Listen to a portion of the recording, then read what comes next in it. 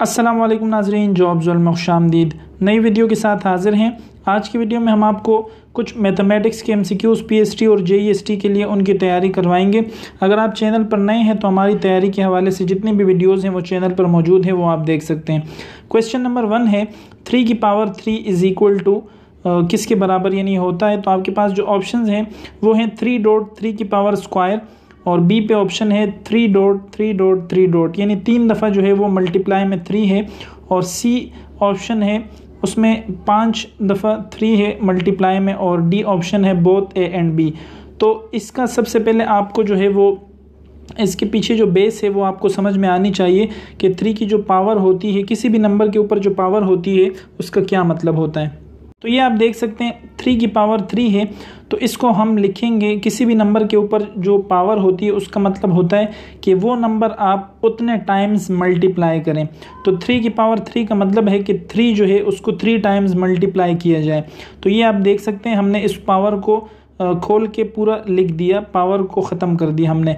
3 की पावर 3 है तो 1 2 3 दफ़ा हमने 3 मल्टीप्लाई में लिख दिया। तो ये आप इस तरह से भी लिख सकते हैं, और यहाँ पे पीछे जो हमें सवाल में ऑप्शन दिया हुआ था उस हिसाब से एक और ऑप्शन भी उसमें करेक्ट था, तो वो भी हम आपको समझा देते हैं। इन्होंने एक 3 के ऊपर 2 पावर डाली हुई है और दूसरा 3 उसके साथ डॉट में यानी मल्टीप्लाई में है, तो ये भी हमारे पास इसी के बराबर आता है। ये आप देखें 3 की पावर 2 है, मतलब 2 3 ये हो गए और एक ये हो गया, तो ये भी 3 3 के बराबर हो गया। तो ये दोनों एक दूसरे के इक्वल हैं, आप ये लिखें ये लिखें, तो ये एक दूसरे के बराबर आ रहे हैं। तो इसमें जो ऑप्शन करेक्ट है वो आप देख सकते हैं, डी ऑप्शन इसमें करेक्ट है, बोथ ए एंड बी। तो इसको आप ऐसे भी लिख सकते हैं कि 3 को जो है वो 3 दफ़ा आप डॉट में लिख दें, और ऐसे भी लिख सकते हैं कि एक 3 के ऊपर आप स्क्वायर डाल दें और दूसरा 3 उसके साथ लिख दें, तो ये भी वही उसी के बराबर हो गया। तो आपको इसका सिर्फ लॉजिक समझना है कि किसी भी नंबर का जो पावर होता है वो नंबर उतने टाइम्स मल्टीप्लाई हो जाता है। तो फिर ऑप्शंस पे डिपेंड करता है कि ऑप्शन में आपको वो मल्टीप्लाई करके दिया हुआ है या सिर्फ पावर जो है वो ओपन करके दी हुई है। अगर इन ऑप्शंस में अब हमें सिर्फ एक नंबर एक डिजिट दिया हुआ होता है, जैसे अगर 3 की पावर 3 को हम सॉल्व करें तो 3 दफ़ा 3 जब मल्टीप्लाई होगा तो 3 3 9, 9 3 27। तो ये भी हो सकता था कि इन ऑप्शन में आपको 27 दिया होता तो वो भी करेक्ट ऑप्शन होता। इसको हम सॉल्व करके इस तरह भी कर सकते हैं। उसके बाद क्वेश्चन नंबर 2 है a की पावर m मल्टीप्लाई a की power n is equal to. अब दोनों नंबर्स पे जो है वो पावर दी हुई है m और n, तो इसका भी आपको बेस जो है वो समझना होगा। ऑप्शन आप देख लें, a की power m minus n, a की पावर m प्लस n, और a की पावर m और a की पावर n। तो बेस इसका ये है कि किसी भी नंबर के ऊपर जो पावर होती है मल्टीप्लाई करने के दौरान वो ऐड हो जाती है। तो ये आप देखें, ये a और a बेस सेम है तो पावर जो है वो जमा हो जाएगी, तो m प्लस n, यानी बेस हमने एक दफ़ा लिखा और पावर को हमने जमा कर दिया m प्लस n। तो इसमें ये ऑप्शन पीछे करेक्ट होगा, a की पावर m प्लस n। इसी का हमने एक दूसरा एग्जाम्पल आपके सामने लिखा हुआ है। अगर नंबर्स में पावर आ जाए, अब ये तो ABCD में है तो इसको हम इसी तरह से लिखेंगे ऐड में, और अगर नंबर्स में आ जाए a की पावर 2 है और यहाँ पे a की पावर 3 है तो ये भी इसी तरह ऐड होगा। a हमने एक दफ़ा लिखा, बेस 2 प्लस 3 हो जाएगा, और ये फिर नंबर है तो इनको हम ऐड कर सकते हैं, तो मज़ीद ये आगे सॉल्व होगा 2 प्लस 3 5, तो इसका आंसर a की पावर 5 आ जाएगा। तो यहाँ आप देखें इसका जो आंसर है b, a की पावर m प्लस n। तो ये भी आपको समझ में आ गया होगा कि किसी भी नंबर के ऊपर जो पावर होती है मल्टीप्लाई करने के दौरान हम पावर को क्या कर देते हैं, जमा कर देते हैं। Question number 3, base in x minus 2 की पावर 6 इज, यानी ये एक आपको नंबर दिया हुआ है x माइनस 2 और उसकी पावर जो है ब्रैकेट होल पावर जो है वो 6 दी हुई है। इसमें कह रहे हैं बेस कौन सा है।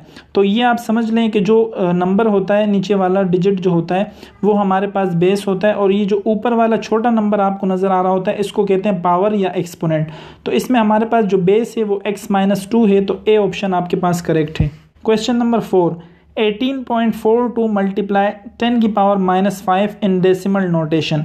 कह रहे हैं ये नंबर जो आपको दिया हुआ है इसको आपने डेसिमल में लिखना है। डेसिमल कहते हैं पॉइंट में, यानी ये 10 की पावर माइनस 5 जो है वो इससे ख़त्म करके हमने इसको पूरा पॉइंट में ले आना है। तो 18.42 है और 10 की पावर 5 माइनस 5, तो इसका बेसिकली मतलब ये होता है कि 10 की पावर माइनस 5 है तो हम 5 दफ़ा जो है वो पीछे की जानिब इस पॉइंट को जम देंगे। तो आप यहाँ पे देख सकते हैं 8 के बाद पॉइंट है, तो यहाँ पे 8 के बाद पॉइंट था और 5 टाइम्स आप पीछे आ जाएं, यहाँ से 1 2 3 4 5, तो ये पॉइंट जो है वो यहाँ पे आ जाएगा। ये देख लें, इसको मैंने आपको यहाँ पे थोड़ा सा क्लियर करके समझा दिया है। अगर आगे की तरफ हम बढ़ते हैं तो नंबर प्लस में जाता है, 0 1 2 3 ये देखें प्लस में जा रहा है, लेकिन जब हम बैक साइड पे आते हैं तो नंबर के साथ माइनस लगता जाता है। तो यहाँ पे 10 की पावर -5 है, तो आप देख लें कि पीछे की जानिब जो है वो 5 दफ़ा आप आएंगे।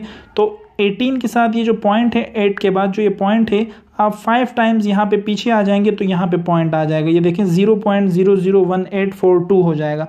तो ये इसका आंसर है और ऑप्शंस में भी सी ऑप्शन इसमें करेक्ट है। ये आप देख सकते हैं 0.0।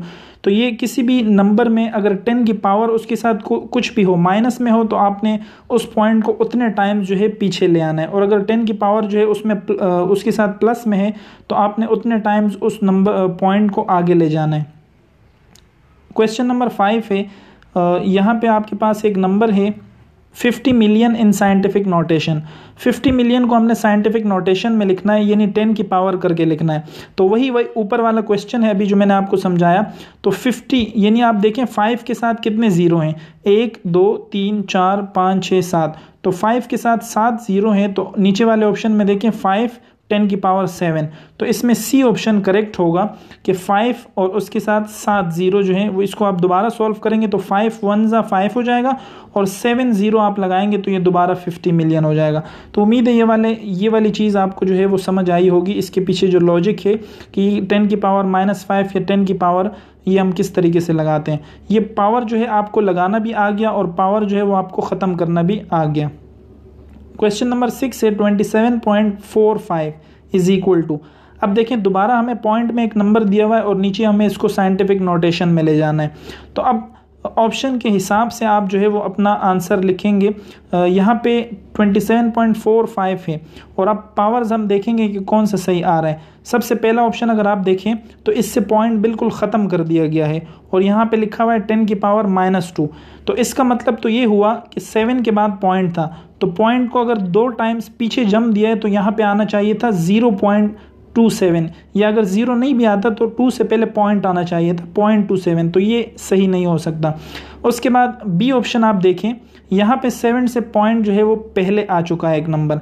यहाँ पे देखें 7 के बाद था, यहाँ पे पॉइंट 7 से पहले आ चुका है और एक 0 लगा दिया, तो ये ऑप्शन आपके पास करेक्ट है।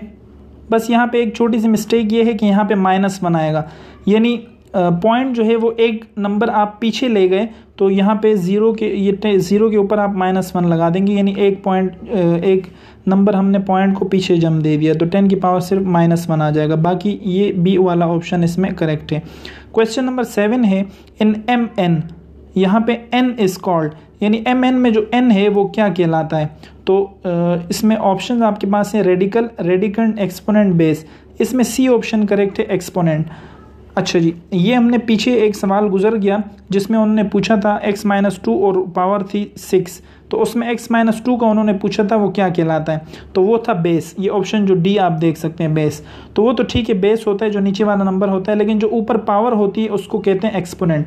पावर भी कहते हैं, एक्सपोनेंट भी कहते हैं। तो यहाँ पे m के ऊपर ये जो छोटा सा n आपको नज़र आ रहा है ये ऊपर पावर के तौर पर मौजूद है, तो यहाँ पर इसको कहेंगे एक्सपोनेंट। तो ये कुछ शॉर्ट क्वेश्चंस जो है वो मैंने आपको समझा दिए। उम्मीद है आपको वीडियो पसंद आई होगी। ये मैथ के कुछ बेसिक क्वेश्चंस से ये आपको शायद आते भी हों, तो आप हमें कमेंट करके बताएं। अगर आपको इन सवालों में मसला है तो इस पर हम डिटेल वीडियो बना देंगे, वरना तो हम फिर आगे चलते हैं। नेक्स्ट वीडियो तक के लिए इजाज़त दीजिए। अल्लाह हाफ़िज़।